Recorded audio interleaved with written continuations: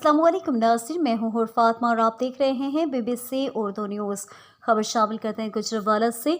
हमारे bureau chief Mohammad Ramzan Sheikh की report के मुताबिक अवामी खिदमत का मिशन वज़ीर आला पंजाब मरीम नवाज शरीफ के गुड गवर्नेंस इनिशिएटिव्स के तहत आवाम के मसाइल को हल करने के लिए गवर्नेंस बेहतरी इनिशिएटिव्स के मातहत इक़दाम जारी हैं।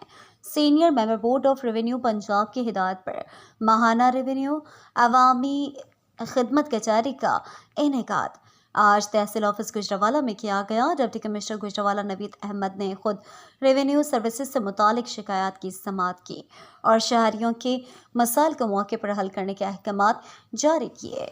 रेवेन्यू अवामी खिदमत कचहरी में additional deputy commissioner revenue Shabbir Hussain Bhatt, assistant commissioner city इकराम मुबीन, सदर डॉक्टर हलीमा मुनीर और रेवेन्यू अफसरान, तहसीलदारान, लैंड रिकॉर्ड अथॉरिटी के अफसरान से लेकर पटवारी तक मौजूद थे।